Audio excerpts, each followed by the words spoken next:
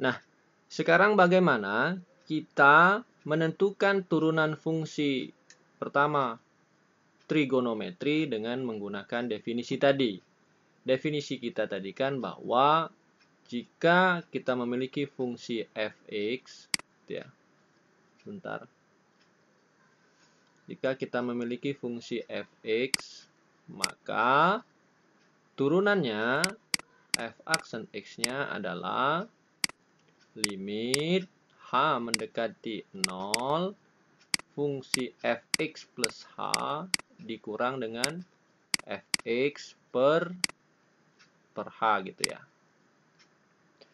Nah, sekarang pertanyaannya, kalaulah fx itu sama dengan sinus x, maka f aksennya berapa? Kan gitu ya.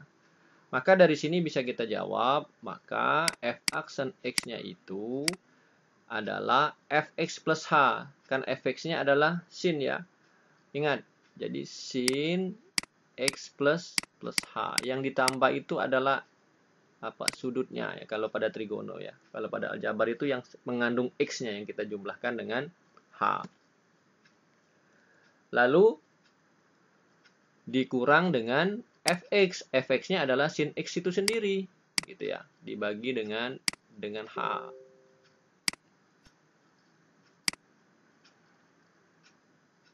Nah, kemudian apa yang harus kita lakukan? Pada bagian ini, pada bagian sin x plus h itu, pada kelas 11 kamu sudah belajar penjumlahan dan pengurangan pada sinus dan kosinus. Jadi Pak ingatkan kembali, lupa kali ya, sin A dikurang sin B itu sama dengan 2 cos setengah A plus B sinus setengah A min B.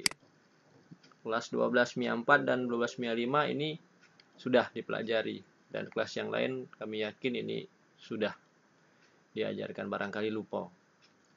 Nah, berarti kalau kita kalau kita buat di sini, kalau kita melihat ini kan ya, ini bisa dianggap sebagai A.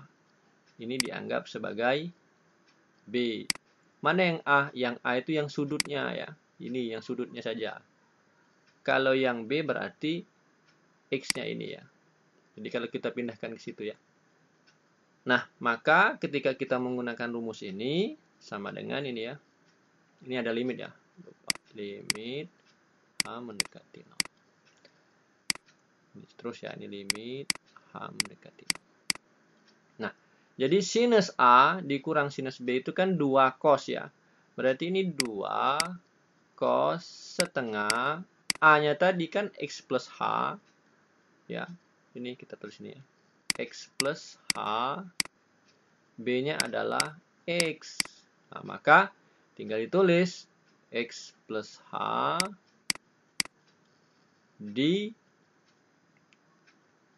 ini sinus setengah, kemudian dikurang ya, berarti X plus H dikurang dengan X gitu ya, per H. Hasilnya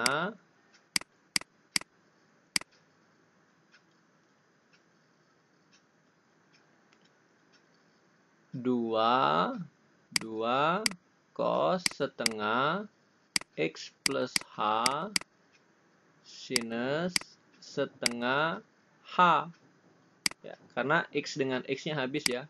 Nah, habis X dikurang X habis gitu ya, dibagi dengan H gitu ya, bagi dengan H. Nah, kita sudah paham, sudah belajar limit trigonometri. Ketika limitnya mendekati 0, maka berlaku sinta coret kan? Ya. Tetapi Pak di sini H cuman H. Supaya H ini bisa berpasangan dengan ini, gitu kan? Kita upayakan yang bisa dicoret itu kan sinus. Nah, sinus yang bisa dicoret.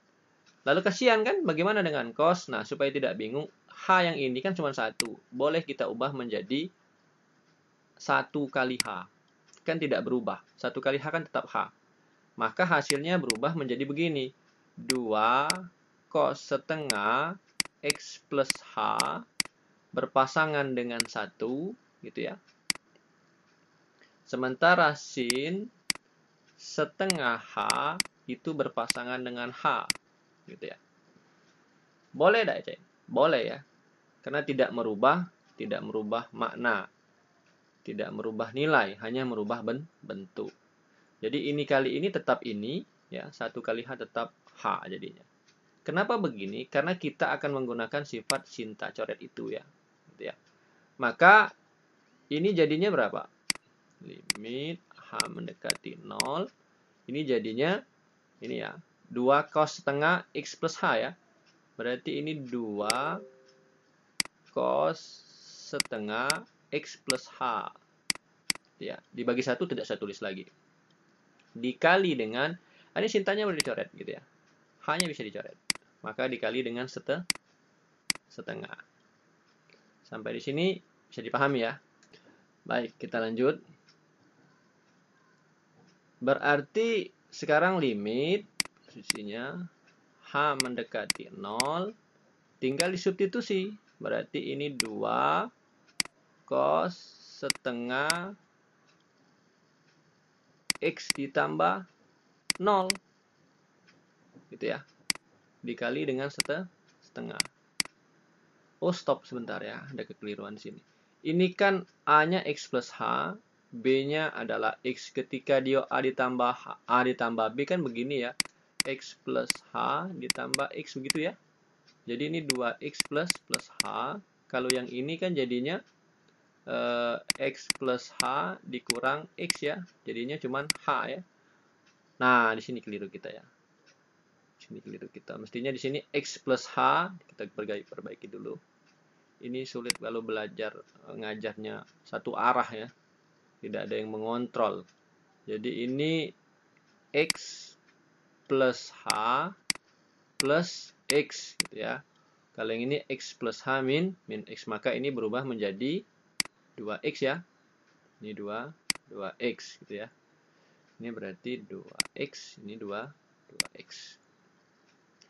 Nah, sekarang tinggal disubstitusi. Kalau sudah H-nya diganti dengan 0, maka limitnya hilang ya. Limitnya sudah hilang. Nah, gitu ya. Nah, sekarang sama dengan 2 dikali dengan setengah kan habis ya, tinggal 1 ya. Boleh dicoret. Dicoret itu simbol dari 2 bagi 2, 1. 1 itu kan tidak mesti ditulis ya. Nah, sekarang posisinya cos 2X tambah 0 itu kan 2X ya, tapi ada setengah di sini. 2X. Nah, hasilnya adalah cos X gitu ya. Nah, maka kita dapati bahwa turunan pertama sinus X itu adalah cos X. Gitu ya. Jadi turunan pertama pada sinus X itu adalah cos X. Sampai di sini dipahami ya. Nah, lalu bagaimana untuk mencari yang cos, kemudian secant, tangen, dan seterusnya? Maka dengan cara yang sama. Pak akan jelaskan satu lagi, yaitu yang tangen ya. Tapi di part berikutnya.